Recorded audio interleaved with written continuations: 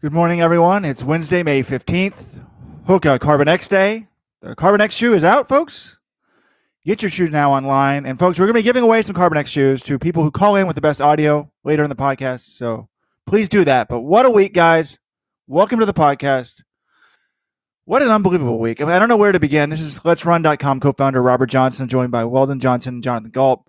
Last week, some really unbelievable, unpredictable, unexpected things. What was more likely? Mary Cain returning to a race and actually finishing it. A white guy dominating the Texas sprints at the high school level. The U.S., well, this is actually predictable. Botching the world relays. So much to talk about and more. Welcome to the podcast, guys. Good morning, Robert. Good to be here. And we got an exciting Shanghai Diamond League to come this week on Saturday as well. Great hurdles race. Sydney McLaughlin's running the 400, her first Diamond League. There's a loaded men's 5,000, so a lot to get to. Weldon, what's most exciting you this week? Obviously, John, it's the Carbon X shoe launch. That's what I'm most excited about. I've got the shoes on right now, second straight podcast. You guys are missing out. I mean, come on. But I got extra bounce in the step, ready to go. You guys can now buy the shoes at hokaoneone.com. And they are the big sponsor of the podcast and the big sponsor of Let's Run this month. Floyd's of Leadville is also a sponsor. We'll get into them later. But we used a little Floyd's of Leadville in my bedroom last night. But go to floydsofleadville.com and use code RUN2019 to save 15% on certified CBD products. Wait, before we get to the track action, Weldon mentioned bedroom and Floyd's of Leadville. I listened to the Stephanie Bruce interview at the end of last week's podcast after we signed off. Amazing job. I love the interview, but how great was it that she made it very clear that there was nothing romantic ever between Weldon and herself. Stephanie, fantastic stuff. Amazing. I was laughing so hard. Yeah, I guess I had said, she came through Flagstaff and went to my apartment, and I didn't think anything of it, totally innocent. And she jumped in and made a point.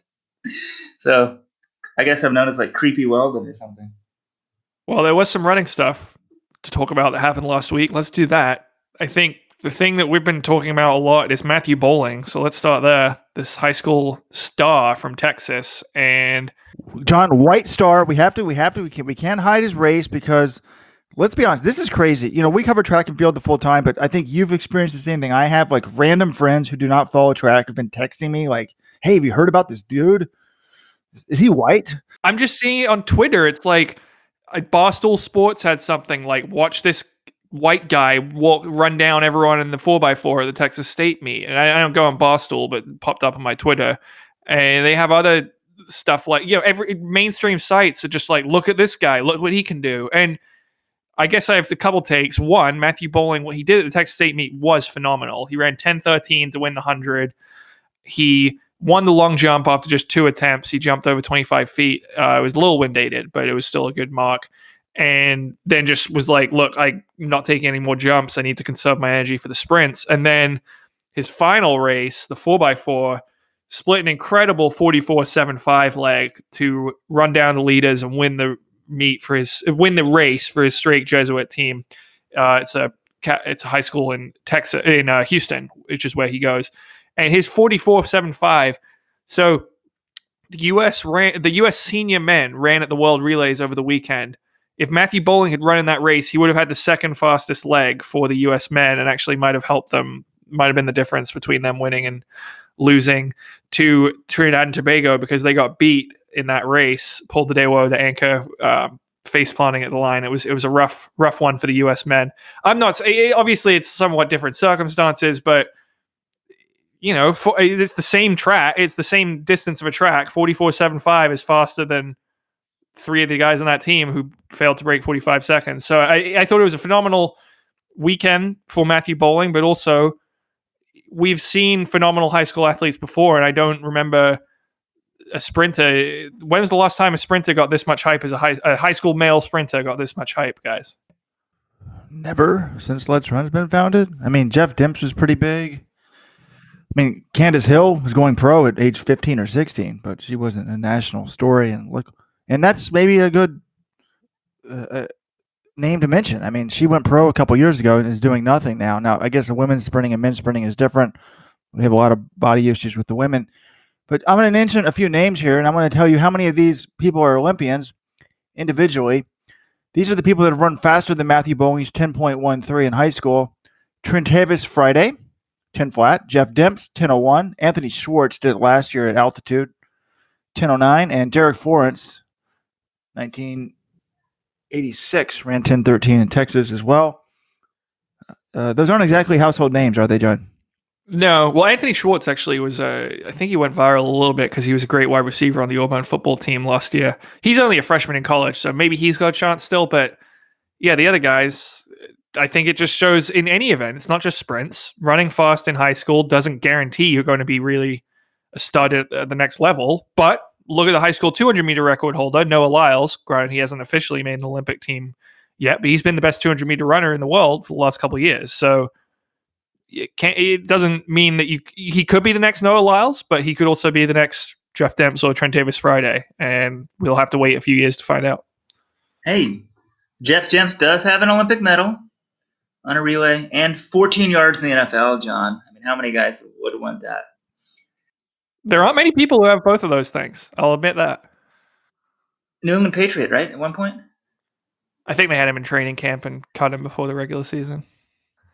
I think one thing going for Boling is that his range, he runs 400 down to 100. He did not even run the 100 this year. It just sort of started happening. I think his first 100 was in March. So I hate to use the word Usain Bolt with anybody, but Usain was known more as a 200 runner. Then he started just blasting the 100. And not the Boling's anything like Usain Bolt, but the range is just tremendous in high school to be able to go sub 45 on a relay and 10-1 in the 100. But obviously, yeah, a lot of the reason he gets the publicity is his race. It's just sort of interesting, and maybe he'll change what people think is possible. And I think if you go back like 60 years, people thought, white people were better athletes than black people in America. So I think a lot of times we, get these visions in our head of stuff that's not true or possible and base it on race when in reality it's way more complicated than that. Right. And well, then people aren't going to like this because they call me the killjoy of this podcast, but Jeff Demps had his silver medal stripped from the 4x1 in 2012 because Tyson Gay was on that relay in the final. USA got stripped the medal retroactively, so he no longer has the silver medal. Speaking of which, can we read the message board thread about Jonathan Gault? I haven't seen it, but I've heard about it. I think it was JG's too serious, right? We've been featuring the message board deleted thread of the week the last few weeks. We used to do message board thread of the week. We'll bring both back this week. This is in contention for message board thread of the week. Why is JG always so serious? And then the poster with an app name, the podcast listener says, I like listening to the podcast, but Jonathan Gault just ruins the fun every single time. Far too serious and really draining. Next poster, +1, typical lib ruining the fun. John on the podcast. Sorry, guys. So there you have it, folks. I'll keep the podcast light and entertaining. Try to let John ruin our enjoyment. But, back to Boling, he reminds me a little bit, we're talking about these racial stereotypes of Bruno, the guy we had at Cornell when I was coaching there, Bruno Hortolano-Roig. He was a sprinter, and, he's pretty good at the Ivy League level at the 100 and 200. And immediately, I wasn't the sprint coach. I was thinking, man, how good is this guy going to be at the 400? I was thinking as a white guy internationally, he's got to move up to the 400. And in reality, he did try the 400 some at the Ivy League level, but he's now run 10.06 and 20.04. I think he's like Spanish record holder, maybe at both distances, European gold. So I think even some of these athletes buy into these stereotypes. The fact that he hadn't tried the 100, which is kind of a basic event to try, is pretty interesting. One thing I think he has going for him is it's just overall athleticism. He does the long jump. People are debating on the message board if that's his best event. It's going to be interesting to see, how this plays out. And one thing I think we did do a good job on that article. We wrote an article trying to put everything in perspective on the website. The thing that I think is the most unfair is like talking about how he's only 0.4 off Usain Bolt. Like, that's a lot, and I compared him to Bolt in the sense of when Bolt was this age, he had already run like a 1993 wind legal 200, which is significantly better than what Boling's done. So he's good. It's exciting. But let's talk about this, John. I know we talked about it off limits. Weldon, do you think he should go pro now? Most definitely not. Usually I say yes, but this kid, he's found something that's working for him. He was really involved in the state championship. I mean, the 4x4 to give his team a battle, so he seems like a kid that is thriving on the team. No one had heard of him before. Like, you throw a freshman like that pro now, like I think he might get eaten up. I don't know. I mean, it's hard to say a kid because usually I say like, yeah, Mary Cain, take the money for sure. But I think no. I think go to college, go to Georgia. He can be well rounded, do the long jump, do the sprints. He needs to keep doing everything. Right. I mean, you look at Noah Lyles. He did turn pro right out of high school, which is very rare for a male high school sprinter. But he was fourth at the Olympic trials. Like he was one of the very best in the country. Almost made the Olympic team. Would have had a decent chance to make the Olympic final that year had he run. Matthew Boling, 10:13 is not going to get you fourth at USA's this year in the 100. He's qualified to run USA's barely now, but I don't think he'd even make the final. So to suggest he should go pro now, I think is ill-advised. The way I would describe it is, it's that old adage: the guy who's winning the races, is getting tons of money, and the guy who's in lane 8, is barely scraping by. He probably could get some decent offers, but at 10-1-3, you're lucky to get a lane in Europe. You're probably not getting a lane, really, to be honest. And then the name I would say is Josephus Lyles. I mean, Noah's brother. If they're not brothers, he doesn't get a big contract. But he was running 20.74 and 45.4. What has he done as a pro? So, right. Almost as impressive as Boling's run was the call of the race. I'm gonna drop this audio in here, but if you haven't heard this is the final minute of the race. Matthew Boling at the state meet. Change underway. Do we have a walk down in his final race here in Mike A. Myers? Can he do it? Klein running third. 300 meters remaining, and we see it coming. Ladies and gentlemen, get your cameras out. Can he go and get it? Final race as a high school performer. 200 meters remaining. Here comes the dance. Can he hold him off? 150 meters. He turns over the ledge. Here he comes. Ladies and gentlemen, you've got to know what's getting ready to happen. 100 meters remaining. Here comes the walk down. Can he hold him off? 50 meters. Ladies and gentlemen, he is Matthew Boling, and it's gone. Ladies and gentlemen, Houston Straight Jesuit, Matthew Boling, you will not see that again for the final run of his high school career. Yeah, that was awesome. I loved how into the race the announcer was, and he knew exactly what was at stake and what was going to happen. And I do feel a little bad for the guy in front because he had the leader of the leading team, the anchor of the leading team had a pretty big lead, and all the announcer was talking about was, let's see if Matthew Boling can get him. Is he going to get are we going to get a walk down here? And that's exactly what happened, which is awesome. But you got to think of the pressure on that kid in front, all those fans wanting you to lose. I mean, with that lead, it's nuts. Like the first words out of his mouth are like, walk down coming. Do we have a walk down? Or just like, you gotta be kidding me. And the crowd's just going nuts. So if you couldn't hear the audio, it's because the crowds are just going crazy. But wow, what a call. And he called it. Yeah, I feel like it probably caused the kid in front who knows? He probably still ran like a 47 point. Yeah, everyone enjoyed it except for him. But guys, in my effort every week to turn everything back to me and how great I am, reminds me of my call last year on the Ivy League Network, ESPN Plus now, with Bill Spalding, when Gabby Thomas split 49-44 at the Ivy League Championships, running down an Olympian from Columbia in the 4x4. Can we play that audio, Weldon? No. I will give credit to Robert on that one, though. He nailed the split exactly. He had hand timed it, and he got it down to the 100th. That was the most impressive thing, I would say. I demand that we play it. We're going to drop it at the end of the podcast. At the end of the podcast, please. And then next week, this can be some of the audio, folks. Who do you like better as an announcer, the Texas State meet guy or Robert Johnson and Bill Spalding? I think we're equally as good. I'm building my brand. Apparently, Bill did the World Relays with Otto Bolden last week. Bill's he gets sort of some grief from like his fellow professionals. Like apparently some of them know that we love Bill. It's like, oh, you're the Let's Run like favorite boy. All right, I will play that audio if you get it to me. I'll drop it at the end of the podcast. And maybe we turn there now to World Relays. So all I know is Bill Spalding did the broadcast. Actually not, but World Relays, first time outside of Bahamas. They were in Yokohama, Japan. Also the first time there were no distance relays, but this time instead of having a 4x8 or DMR, they had I think it's called 2x2x4. Yep. An athlete runs a 400, a male or female athlete runs a 400, then an athlete of the opposite sex runs a 400, then the first athlete runs a 400 again, and then the last athlete runs a 400. It was pretty interesting because also there was no limits on who went first, male or female, so teams split it up.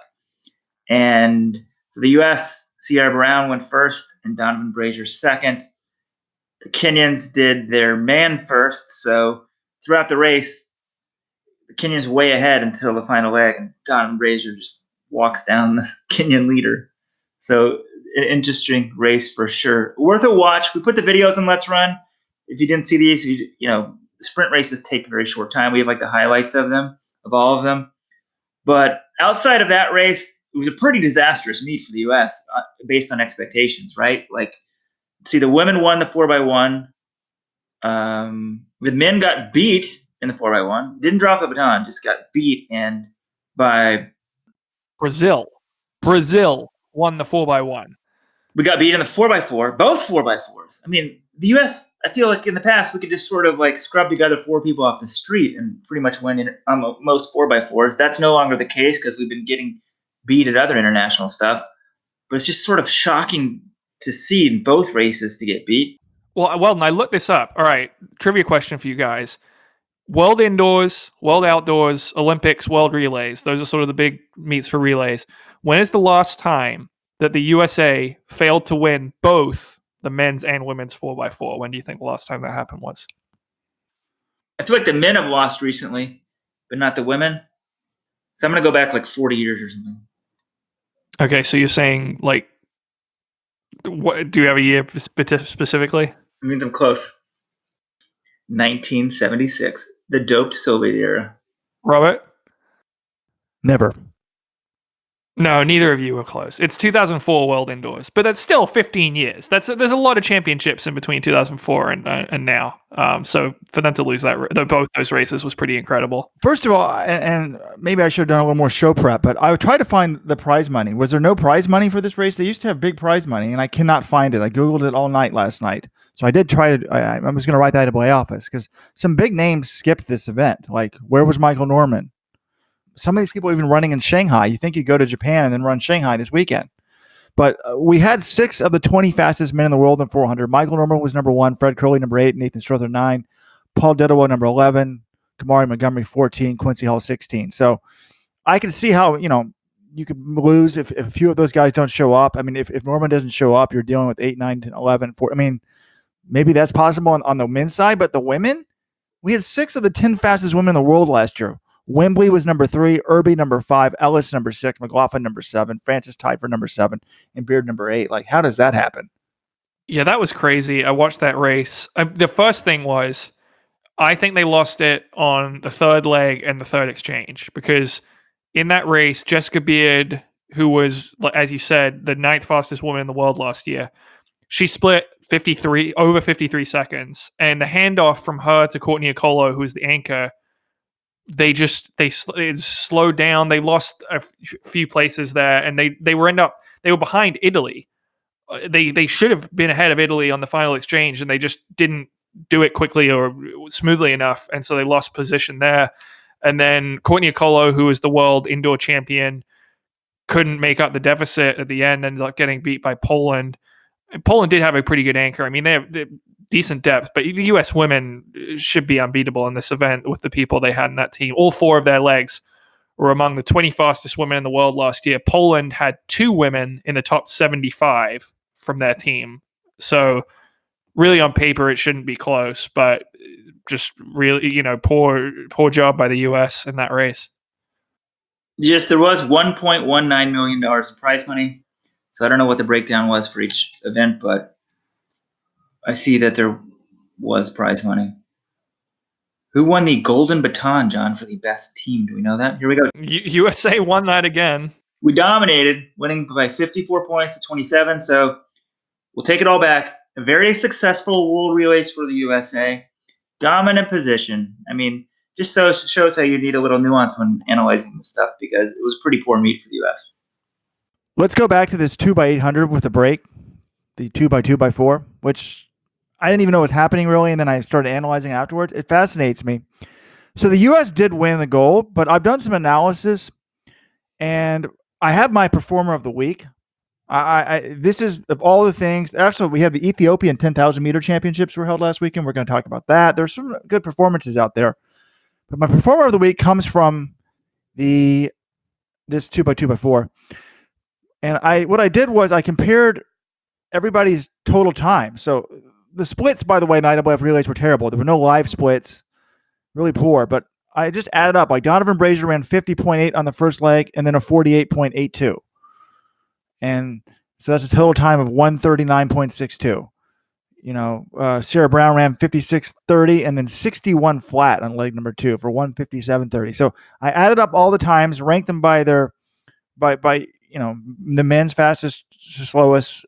Brazier was the fastest at 139.62. Then Japan's Alan Tatsamani Clay ran 140.66. Australia's Joshua Ralph ran 141.11. So that was 30. Sarah Brown was the second fastest woman, but was not really very good in my opinion at all at 157.30. Because what I did was I compared their times to their PRs.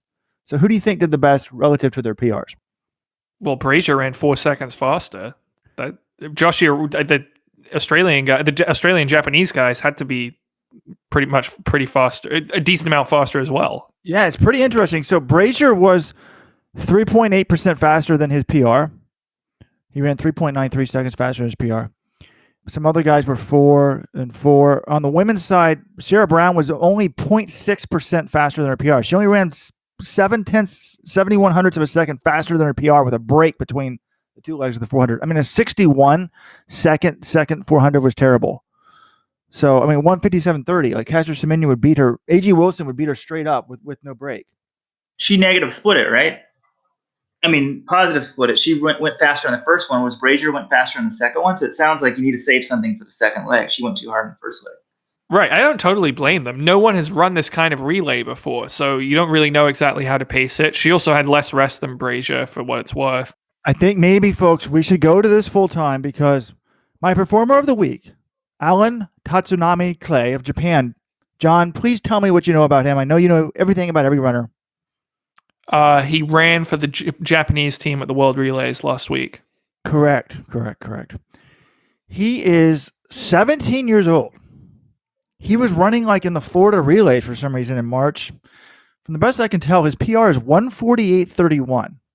148.31. Yet he ran 50.60, 50.06. His total time was 140.66. He broke his PR by 7.65 seconds. That's like 7% faster than his PR. I mean, he was amazing. And I'm thinking, these Japanese guys are so good at the marathon, they don't get tired, but they're terrible at middle distances. Maybe this would give them a chance at the middle distances. Like, how incredible is that? A 17-year-old he was just 1 second off Donovan Brazier. It's incredible. But really the stats, and maybe I'll publish this as a separate piece today, it just shows that the reason why the U.S. won is they had the best guys. I mean, they had a 143.55 guy. The next best 800 runner in that leg was a 145.7, and then everybody else was 147 or 148. So, of course, we won. Same thing in the 800. We had the best open 800 runner in there. Yeah, not really a surprise. And that's why you think they should have won all these other races. Like the 4x2, women's 4x2, they got blown away by France and then disqualified. Men's 4x1, they had the reigning world champion, Justin Gatlin. They had Noah Lyles, the US champion. They had 2 other guys who ran 992 or faster last year. Brazil had no one who ran 992 or faster last year, but their handoffs were better. They worked better as a team. Brazil had no one under 10 seconds last year on that team. That's my takeaway, though, from this meet, is I actually think the World Relays were fun to watch. And I think what's great is it's not just about who's the best person on paper. Like, you look at many individual events on the Diamond League, and you kind of know Caster Semenya on paper is way better than everyone else, and she's going to blow everyone away. Or if Michael Norman is racing a bunch of average guys in the not average guys, but anyone but like Wade Van Niekerk in the 400, Michael Norman's going to win. But you look at the relays and you line up on paper and you say the U.S. should win this race. They have the best athletes, but it's not always the case.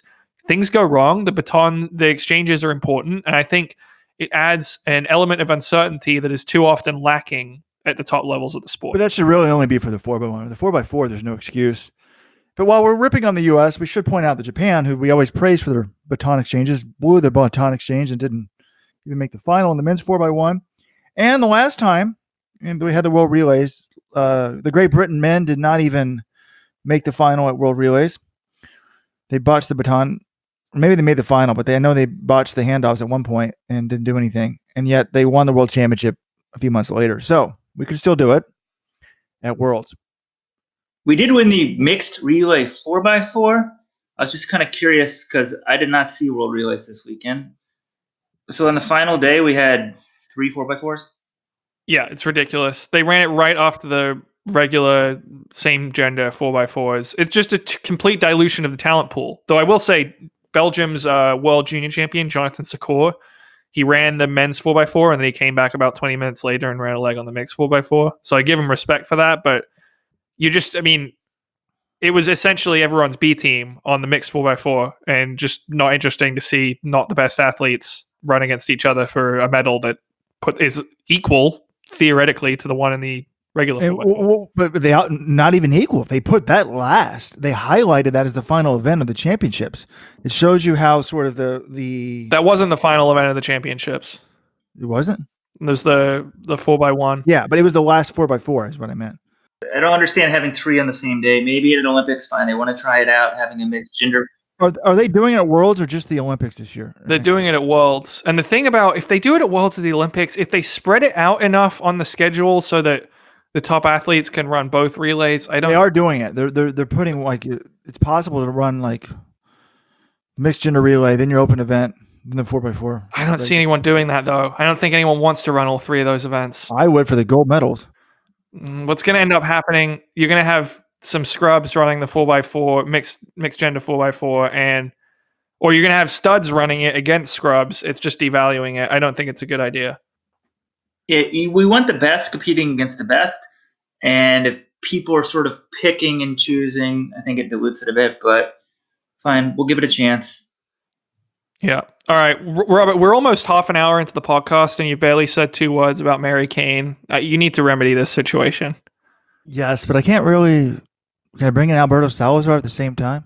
We need to. I mean, it's our weekly quota, right? Yes. Some people think I'm obsessed with Mary Cain. Folks, I know what people like to talk about. We have a list of the top 7 message board threads from last week. I started 4 of them. So Mary Cain, she's a name. She's you love her or hate her. You say she's toast or talent never goes away. So she returned and ran her first race in over 900 days, or finished her first race in 900 days, folks. Running the Central Park Japan run in 4 miler in Central Park in 21:50, winning the women's division, folks.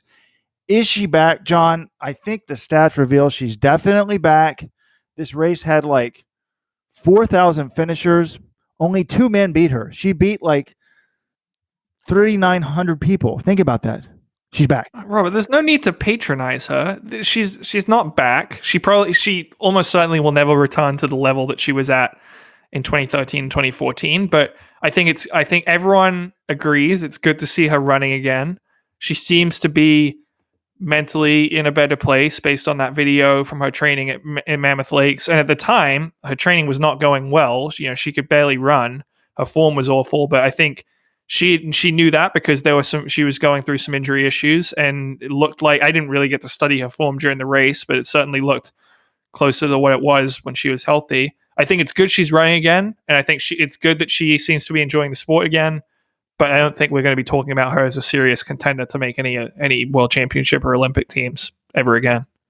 The Japan run, it made TV here. I had it on New York 1, the local news station, and they're like, Japan run! And I knew Mary Cain had won, so I sprinted in there, started filming it so I could send you guys a little video. They didn't mention the winners of the race. They talked about the great festival in the park, and I was like, oh, come on, man. Like, it's a race. Highlight the competitive part of it. Not even like a token interview with Mary. the video of her training in Mammoth Lakes put out by the Mammoth Lakes Tourist Bureau was pretty interesting because she looked pretty beat up.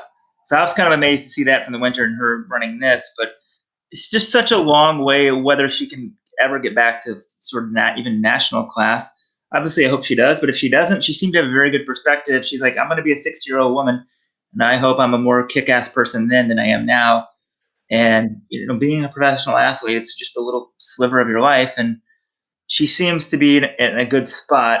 I wonder if just how beat up she was. She's talked about trying to be an athlete again, and she should join like a pickup soccer league or something. Just sort of quick body movements, other stuff, and I don't know, do something completely different than running, and while training for running, but just I don't know, like to mentally sort of break it up and get these other body movements going, and then maybe she can think about running after that. But I like that. Mary Cain can join your co-ed soccer team, Weldon. No, I agree with you guys. I thought it was great to see her running. I mean, as someone who was extremely injury prone, again, bringing everything back to myself in high school and college, there's nothing worse than being someone you find something you love, you find something you're good at, and then to be injured in your teenage years and your early 20s, there's nothing worse. So it's good to see her back. I'm kind of with John. I think she can like make the Olympic marathon trials or something like that, but I don't know if she can. I don't think she's going to be a contender for stuff. But let's see. The question I had is like, does she still make a lot of money from Nike? Like, she goes to these Mammoth Lakes track clubs. Like, how does she make a living? Like, she's out of college now? I'm confused. I would love to know what her contract situation is. I mean, you're not going to hear it. She's not going to tell you. Nike's not going to tell you. Her agent, Ricky Sims, isn't going to tell you, but who knows? It's a good question. I do remember when she went pro, just my takeaway, people go, should she go pro or not? And I'm like, all I know is if she goes pro, there better be like 7-figure guarantees no matter what happens. And pretty much no matter what happened. So hopefully she got taken care of on the front end. If there's some contract now, she's still getting paid, but I hope it was just all guaranteed on the potential she had, all the buzz she was generating at the time. I mean, when you sign a contract like that, there's risk on both sides, and her upside was big. So, well, I think 7 figures that's fairly optimistic. Giving to a high school girl, like you think she's going to get 7 figures guaranteed? I don't know, maybe, but who made the final of Worlds? Alan Webb got that when he turned pro. So why shouldn't she? I guess it's possible, but I also think she was right to turn pro because let's say she goes to college and regresses like she has, or has injury problems like she has. I don't think going to college would have suddenly meant that she would have been a better athlete and then she would have made more than she did with the Nike contract going pro in high school. I think going pro was still the right decision, and she got a nice amount of money for her limited time at the top. I agree, but if Cindy McLaughlin's making maybe $2 million a year, I think Mary Cain, over her career for all she did, definitely deserves 7 figures and all the buzz. So, and I think in her situation, yes, you go pro. She was already training as a pro. She wasn't part of a high school team really at that point. Yes, take the money. And there's a lot more uncertainty about young female high school distance runners. So I think part of McLaughlin's appeal is like sort of the Anna Kournikova aspect of her sponsorship as well. So I don't know why I'm getting crap though for being focused on Mary Cain. Weldon's the one that started a second message board thread on her. I put everything about the Mammoth Lake video in the original message board thread. Then Weldon started a second one, and I realized she said we didn't talk about this. She said that the NOP wasn't really good for me. It wasn't really a mesh. Any comments on that? I would comment if I knew more about. She didn't really explain why it wasn't a great fit for her. I thought she had a lot of success under her best period was clearly under Alberto Salazar. Maybe it was once she was joining the group and there was that pressure to perform, because if you're in the Nike Oregon project, you're expected to be among the very best in the world and winning medals on the global stage. So maybe she didn't like that aspect of it. It was too intense from high school that she's focused on it full time, but that'd really only be speculation. It's up to, I don't know exactly why she didn't feel it was a mesh because she didn't explain further. So I think it's up to Mary if she wants to discuss that. I mean, we're not surprised to say it wasn't a mesh, right? It didn't work out well for her. I just remember when she went out there, I was like, wait, this kid's young. She's sort of new to running. Does she know any of this? I don't know, some of these questions surrounding them. There's just a lot of stuff, especially if you're a high school kid that young, to go joined such a professional group where performance is put, it seems like it's at least put above everything. And I think that can be a very tough environment for anybody. A seasoned pro can probably handle it a bit more, but then people are going to see Dr. Brown, and others would say, okay, that's fine. They're just trying to perform the best, but it's just, every little thing to get the best. And that's what you got to do to succeed at this level to some extent. But I don't think it's a surprise to say she didn't think it was a mesh. She's not necessarily anything negative. She didn't say anything negative about Alberto or the group, but it didn't work out for her. So I think just saying, hey, it didn't work out. It really wasn't a mesh. Not a surprise. But John, I think the poster can't now criticize you for being boring. You introduced this subject. So this will be good for your social status on Let's Run. Building my brand. Yep. Podcast Rebel. So speaking of 23-year-olds, why don't we talk a little about the NCAA action last week? We had the conference meets. I mean, first of all, how crazy is the sprinting? It seemed like every Power 5 conference had a sub-10 100. I think there's 5 guys now under 10 seconds on the year. Like, the NCAAs in Austin are going to be sick. Maybe they should give Matthew Boling an extra lane in the final. Straight to the final? No way. Who says he would even make the final? I know, but just as an exhibition, like to promote the sport. I think it would be interesting to enter him in the meet. But yeah, no, some great action. I mean, the SEC meet just every year blows me away how talented these guys are. Mondo Duplantis, best pole vaulter in the world pretty much right now, cleared 6 meters, a collegiate record to win the SEC meet in the pole vault. And then you've got Grant Holloway. He runs 13:07 in the 110 hurdles in the prelims, which is the fastest collegiate time for 40 years. The next day, he gets beat in the final by Daniel Roberts of Kentucky because Roberts ran 13:07, same time as Holloway ran the day before. So no one had done it for 40 years. And then you have two different guys doing it in the span of 2 days at the SEC meet. So that was incredible. So the 110 hurdles at NCAAs is also going to be phenomenal because both of those guys are going to have an eye on Ronaldo Niemeyer's legendary 13 flat collegiate record from 1979. And then you also had the viral moment of the weekend. Infinite Tucker of Texas A&M diving Superman style across the finish line to win the 400 hurdles. That was a crazy ending to a race. It was also kind of interesting. The guy he was diving to beat was his teammate. And I saw someone had a take like, that coach is going to be so upset at him for diving to beat his teammate. They already had 18 points locked up in the team score. I say that person's crazy. It's a conference title. You want to win the race. I don't fault him for doing that. You can question whether diving was the most efficient way to get to the finish line, but it certainly was awesome. It was all over the internet. Like I had people, Gary Lineker, the football pundit for the BBC, was tweeting about this moment, about some college race. The BBC was tweeting about it, some college race in Arkansas. So that was pretty awesome. What a name too. Infinite Tucker. I think if you got a name like that, you're meant to sort of dive and take the center stage. Oh, yeah. Like Zion Williamson, that guy was destined to be a good basketball player. Infinite Tucker, destined to be a good athlete. And apparently, though, he dove in high school to win the 55-meter state title in New York. Diving in the 55? I feel like that definitely wouldn't help. Speaking of New York, Tiger Woods, another cool name. Just miles from me right now preparing for the PGA. Yeah, that begins today. Well, then, are you going to be heading out to Bethpage Black? Oh, it's today? Oh, sorry. No, it starts tomorrow. It starts Thursday. My bad. I'm going out of town this weekend, so I'd have to go tomorrow. Can we talk some more about the SEC meet? Where was it held? Does anybody know? Fayetteville, Arkansas. Good, John. Do you know what the attendance was by any chance? I don't know, and even the number that you were given might not be accurate. Well, I don't know the attendance, but I can tell you this. It was definitely less than the baseball attendance for the game. So Mondo was setting the collegiate record in the pole vault. Meanwhile, his brother was down the street hitting like a 2-run home run or something in the LSU baseball game. LSU beat Arkansas 3-2, and I think Antoine was 2 for 4 with 3 RBIs. So all 3 RBIs were from his brother. And apparently they were saying on the SEC broadcast as I was watching it, like, the crowd's definitely filling up now that the baseball game's over. So basically, very few people were in the stands. There was 11,037 people in Arkansas for the LSU-Arkansas baseball game. So whenever we are thrilled that the pre-classic gets like 10,000 people, just remind yourselves that we are still less popular than a regular season LSU Arkansas baseball game. Okay, what about the other college action, John, that we have?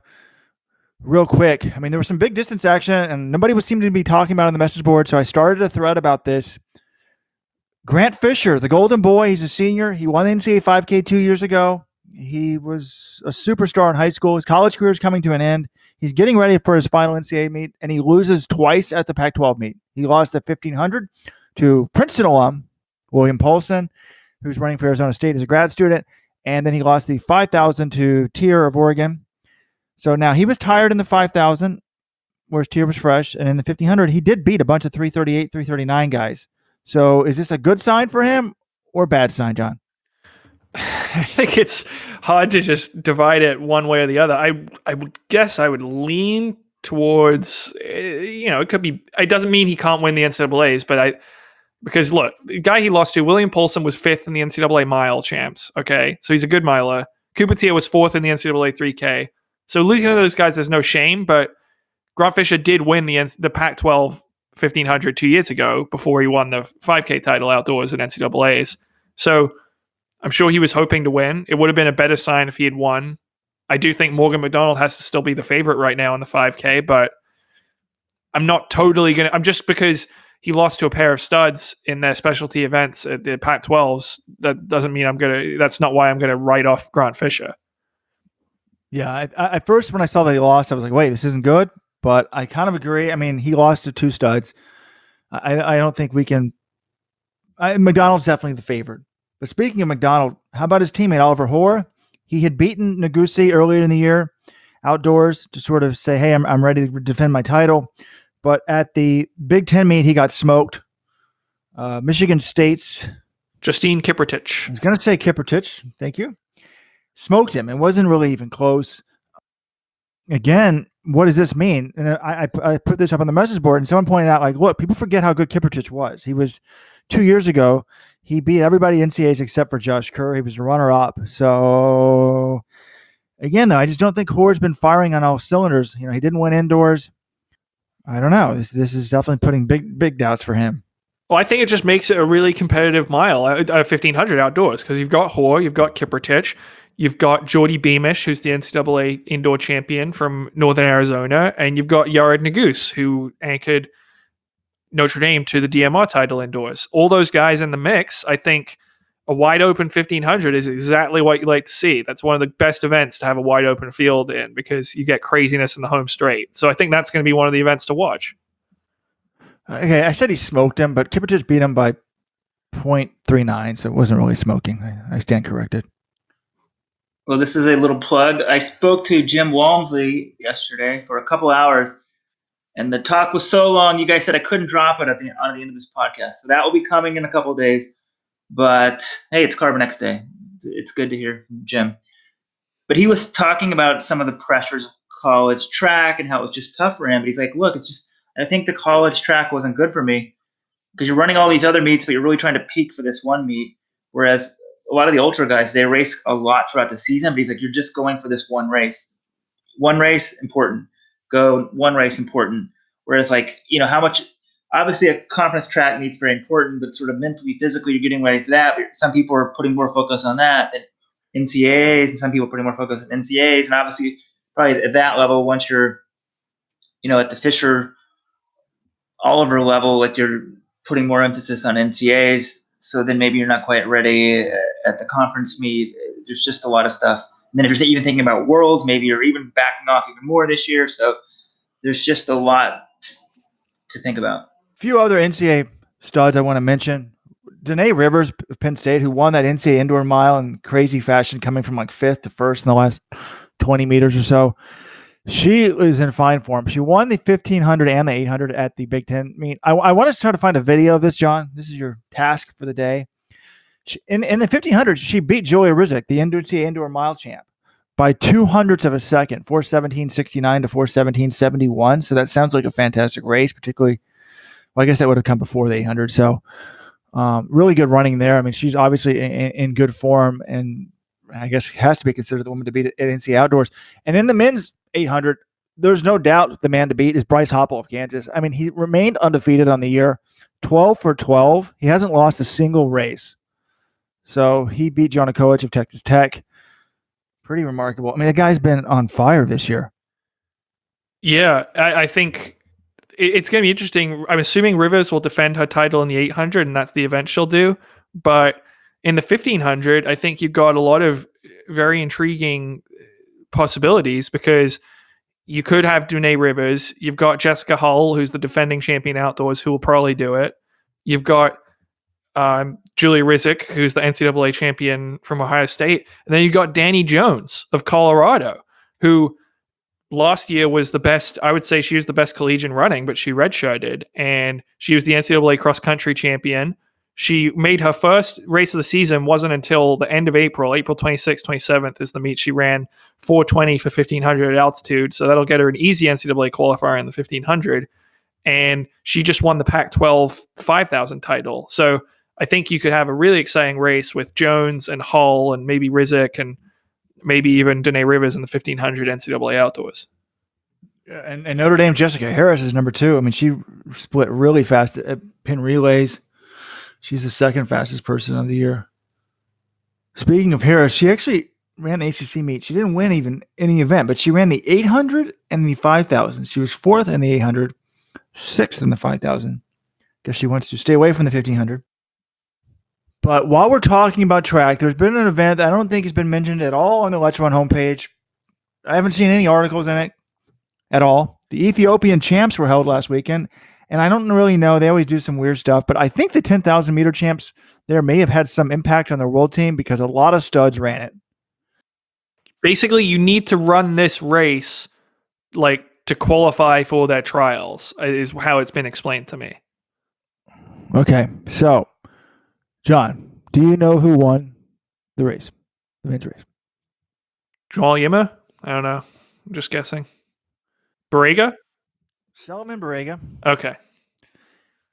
He won pretty convincingly by 2 seconds. If you don't remember Barega, folks, John, tell them who he is. I have the stats here. I'm just going to test your knowledge on salute. I thought I thought that was going to be like Robert saying to me, I know who he is. I know I've heard the name, but I don't know exactly what he's done. So I'll have John bail me out. Anyway, he ran 12:43 last year to win the Diamond League title. So he's a total stud.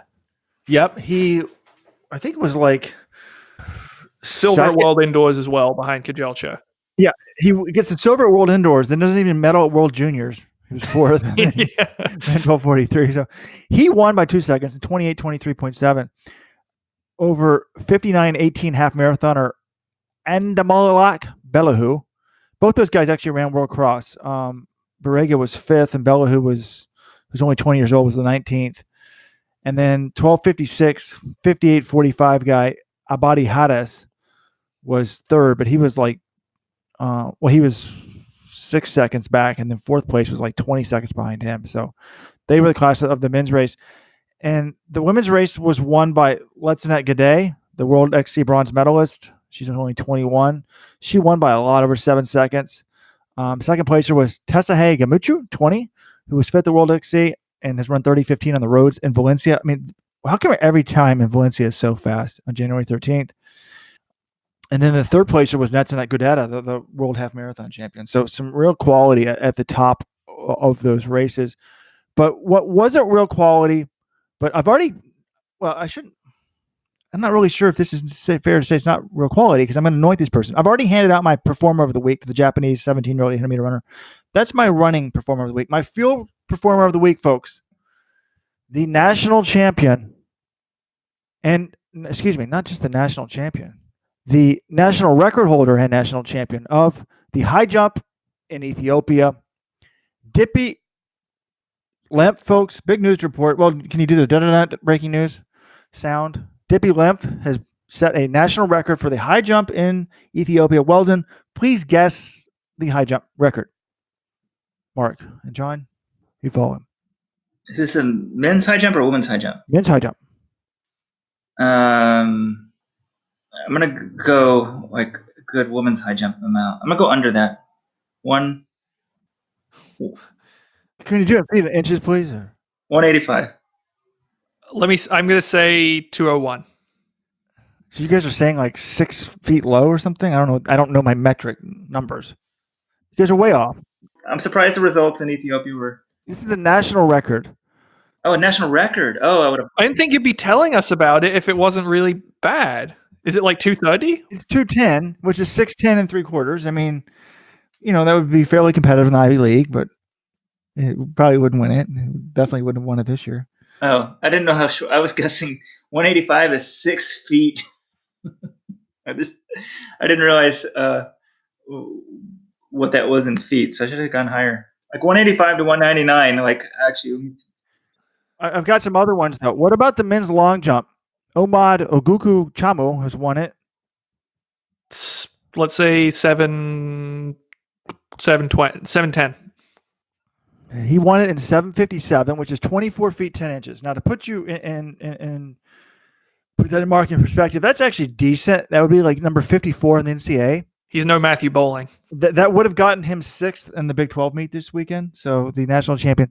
But how about the shot put? I thought about this. Have you ever seen like a stacked, like really strong Ethiopian? I haven't.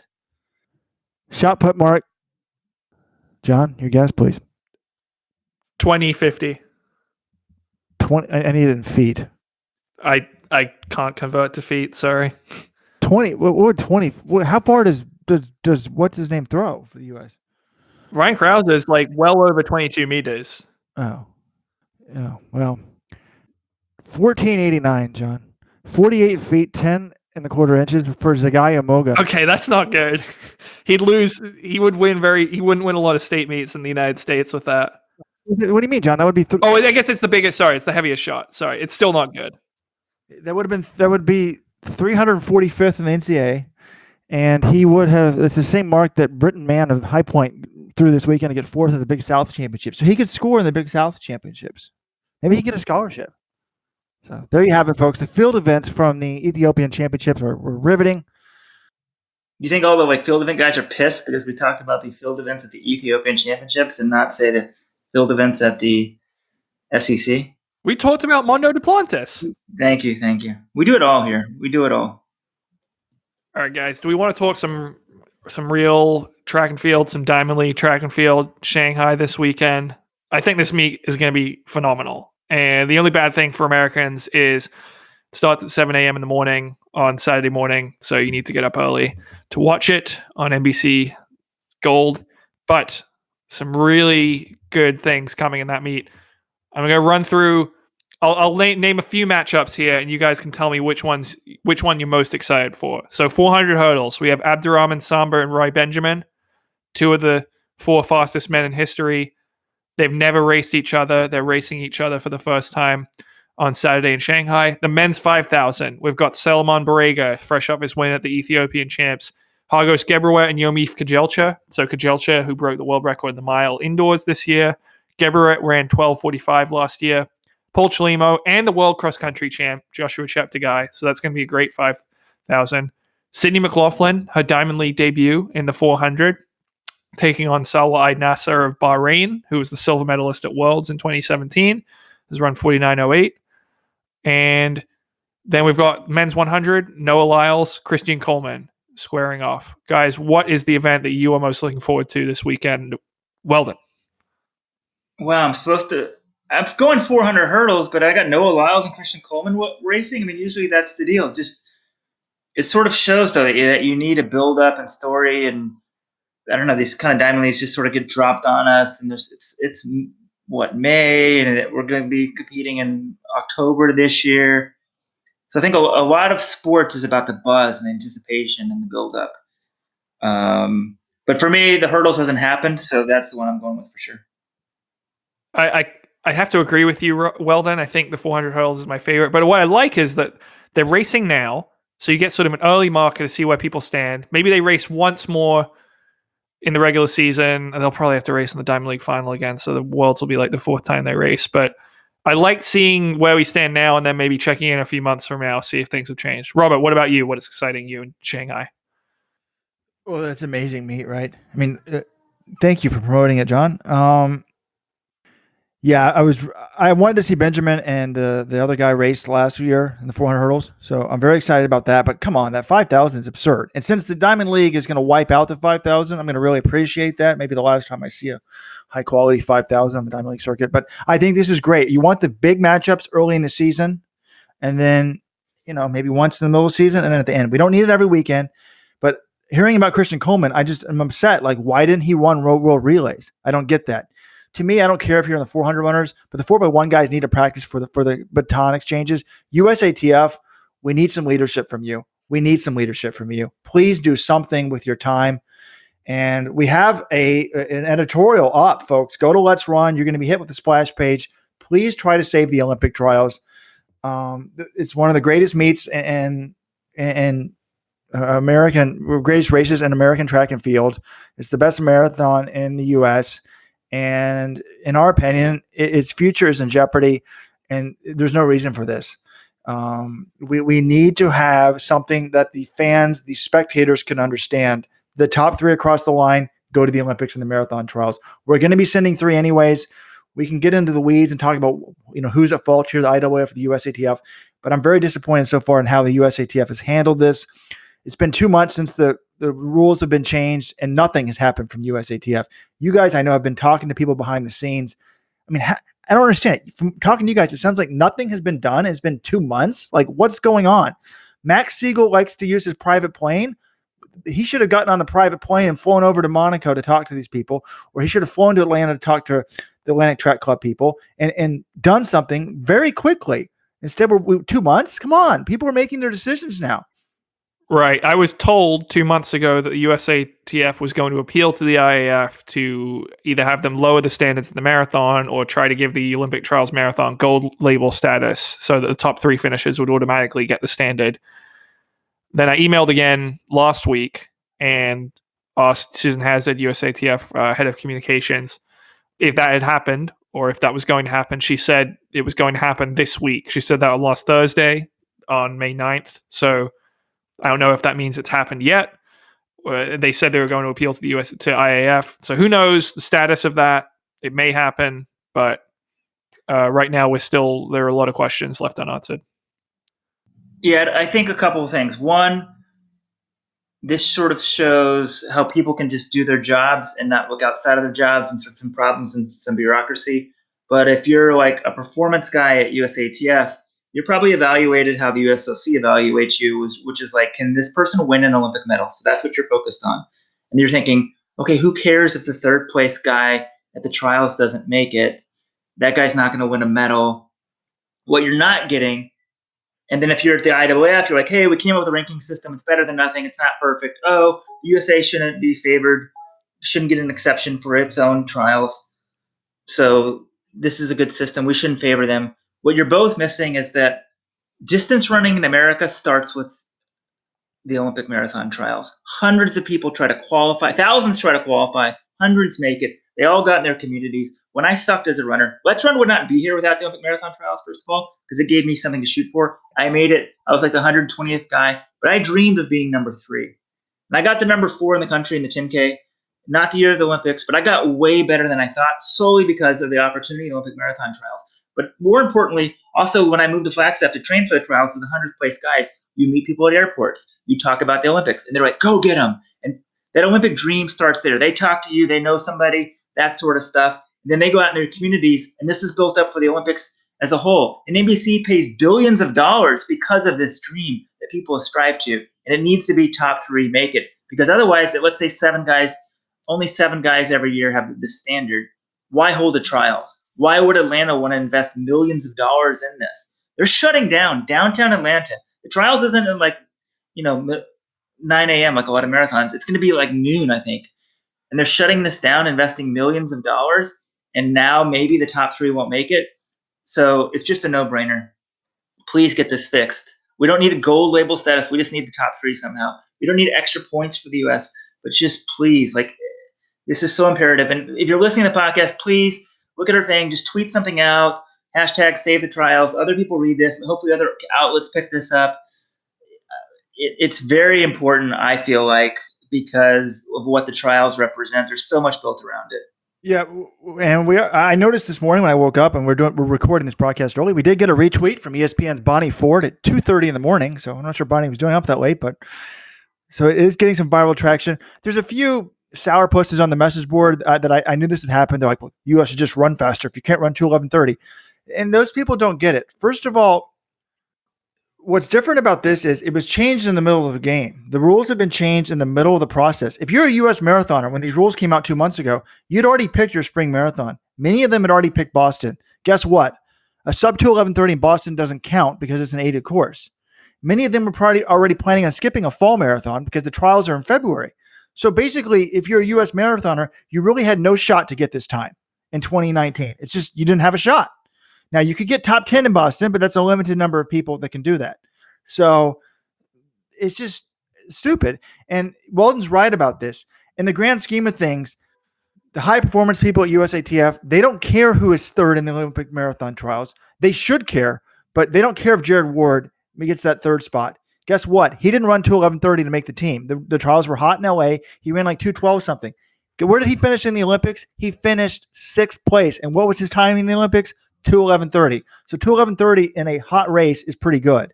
So it's just Weldon's right though about the dream and what it represents. And if we become a country where it's only the medalists that matter, it's just there's going to be no grassroots. It's not going to be popular. And the reason why the Olympic trials are popular is because you have these rags, the people who are happy to be on the team. And yes, you have your stars, the Michael Phelpses, the Usain Bolts. They carry the Olympics, but you need the whole package. You need it all together. So retweet it, do what you can to help out. And the performance people should care because millions of dollars are invested in the sport. The shoe companies put a lot of money because of these training groups, the dreams, it all filters down. That goes away to some extent. It would be diminished without the trials. NBC, it's a great event for them, sort of leading up to the Olympics. It's about, 6 months out? And that's one of the things we added in the article. I mean, I think I mentioned this on a podcast a few weeks ago. I went to brunch with my wife's friends, and they're like, hey, you going to Atlanta next year? Our friend made it, and she is not going to finish in the top 3. But the idea of the trials, if in reality there's no even hope that anyone besides the top 6 people have a shot, it's just you're ruining that myth or that dream. Yeah, and another Jim Walmsley plug. I asked him about the trials, and I'm like, hey, this 2:11:30 standard, because essentially, Jim's a huge dreamer, and he's like, I only want to run the trials if I think I can make the team. And I'm like, 2:11:30, that course is pretty difficult. But pretty much now it sounds like he's committed to doing the trials no matter what. And he goes, well, it'd be pretty epic, man, if I finished top 3. It wasn't 2:11:30. That'd be just like the biggest F you to them. And I'm like, yep, it would be. And it would be a terrible PR thing to have. So I think the message boards would explode if Jim Walmsley finished 3rd and didn't get to go to the Olympics. That would be ridiculous.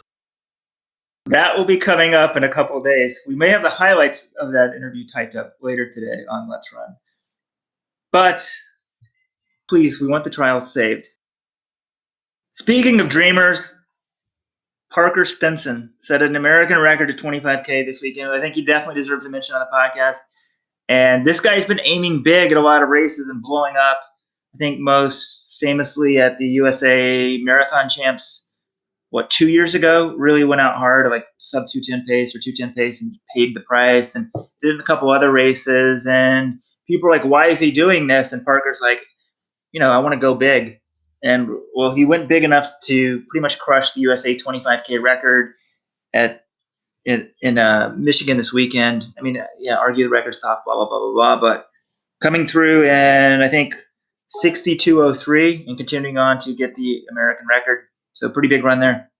Yeah, that's great. 62:03 for a half marathon and then keep going for another few miles. I think that's great. It's an outright PR for him in the half marathon. I don't think they'll count it officially, but he knows he's run 62:03 for 13.1 miles, which is really good. And yeah, I was impressed by that. He went for it. He ran pretty much the whole thing solo, and I think he knew he was capable of something like that, but he finally showed everyone else that he is as well. Yeah, he won by 78 seconds. This is a guy I dropped the ball on. He was looking for a coach, or he said he'd pay someone $10,000, right? If he broke 2:12 or something. Yeah, I think it was if he broke like 2:11, he would pay someone $15,000, but if he didn't, they had to pay him. I should have taken him. I said, look, we'll pay you $10,000 if you let me coach you. It'd be a reality TV show. But so if you could hire Ritz, Parker, I'll coach you with John Kellogg's help to greatness. But let's debate Well, first of all, shout out to Stephanie, not excuse me, to Emma Bates, who won the women's race by 143 and 123.51 after splitting halfway in 70.48. And that's one thing I want to talk about this race is this race came 1 week after the U.S. Half Marathon Championships. So this race was 25K. It's 15.5 miles. 1 week after we're having a half marathon national championships. That to me makes no sense. And I'm like, why wouldn't the same runners run both? So shout out to Emma Bates. She actually ran both races. So this week she runs 25K after going through the halfway in 70.48. Last week at the U.S. Half Marathon Championships, she only ran 71.13 flat out. Now, the Pittsburgh course is probably hillier, but she was third there. So she ran faster today. My question to you is, who would have won if we put all the runners in the half marathon and all the runners in the 25K in the same race? Who would have won? So Bates split 70.48 this week and kept going, whereas last week Bruce ran 70.44. I mean, I guess Bruce did beat her last week. So, John, do you think? Yeah, I mean, we have our answer, but here's the thing. Isn't the idea of a national championship that we don't have to ask these questions, that we can just say, hey, if we put everyone together on the same day, who would win? That's the goal in crowning a national champion. And what you do by having two races that are essentially identical, 25K and 21.1K, they were 6 days apart, not even a week. It's crazy. You know, who would have liked to see Leonard Correa, who won the USA Half Marathon Championships, race Parker Stinson? I would have. So to have two different races a week apart, and they're essentially both crowning national champions, and then we have a 20K national championships in September, it's ludicrous. I think it's fine. It's good that these races want to pay out prize money, invest in the sport. That's great. But only one of them should be called a national championship. If you really want the title of national champion to mean something, you can't have three national champions for essentially one event. I agree with you in theory, but I don't think they want to pay out the big prize money unless they get to label themselves as national champion. But Correa ran 61.53, so Parker split 62.02. Now, I assume Pittsburgh is hillier, as I said before, so that would have been an interesting race. I'm going to have to say I'm going with Correa in that one. But he's a sub-60 half marathoner. I'd have to pick him too. But yeah. Oh, we need to give a shout out. Let's Run Zone. Kelsey Bruce, 8th place in the women's race on the 25K championships. Yes, Kelsey Bruce sighting. And she gets the money. So if it was all one race, she might not have gotten paid, John. So there we go. There's the answer. Team Let's Run is back, baby. We're back. Top 10 of the USA National Championship. We should get an update with Kelsey soon. Guys, we haven't done deleted thread of the week. I think we're pretty much done here, but we got a couple options. People who drive by and yell, it rhymes with hag, when runners wear split shorts. Sincerely, don't delete. What is Let's Run doing to counter Russian trolls? Or the biggest bulge in track and field. Wait, what about the thread that that wasn't the one that you were cracking up about before the podcast, though? Well, then. You shot it down. I really like this thread. Kara Goucher encounters mountain lion, Lyin apostrophe. And so it's a pun. Kara, I guess I should say, claims that she encountered a mountain lion this week in Boulder. And I guess this person's suggesting she may be lying about that instead of lying. It made me laugh out loud when I first saw it. It was only one post, and I laughed and said, that's clever. Why does that need to be deleted? Is the deleted thread of the week like one that shouldn't have been deleted, or that one that should have been deleted? But even like when people yell FAG at you while you're running, that's so common. I've always wondered that. Like, what's wrong with discussing that? Like, obviously we've all had it. You wear the little split shorts. Some asshole, I guess, I don't know if he's homophobic or what, but I'm heterosexual and I'm running in short shorts. It doesn't really matter what sexuality I'm running in short shorts. But let's go into the psychology of this. I actually think that the reason why they yell it reminds me of these conservative guys that like politicians that are like they're passing the anti-gay stuff, and then it comes out that they're having sex in bathroom stalls with guys, like they're closeted. Like I think that they see like I'm gonna have to reveal a few things about myself, guys. I've always said that I would be a really hot woman because my legs are kind of thin and muscular. Roger, have you used the new Snapchat filter? I've seen it done. I've not used it. You need to get on that, man, if you go to put it to the test. So, anyways, one year I dressed up as a woman runner for Halloween. And I was down in Georgetown in D.C. and people were obviously drinking a lot of money, a lot down there. And I got into a cab and was leaving, and I had a stuffed jog bra and stuff, and I think a wig or something. But some guy came. I got in my cab. And I was going home with my friend, and it's like Weldon and Stephanie Bruce. My friend, who was just a friend, but she's a woman, so nothing was going on there. And we're headed back, and this guy is like, the window was down, and this guy is like leaning in, trying to grope me, I guess, basically, that I was hot. And then he realized I was a guy. No, I was standing outside the cab is what happened was. He sees my boobs, and he's like trying to flirt with me and stuff. And then he keeps going down and somehow realizes maybe from the bulge. I was wearing white spandex tights. I think he sees the bulge, the small bulge in my tights. And he got really mad. All of a sudden started screaming, like wanted to fight me. But he was hitting on me like 5 seconds before this. So I think that's what happens with these runners. You see these legs and this thin, oh, look at that hot. Oh, it's a guy. And then you get really mad at yourself. Deep down, hey.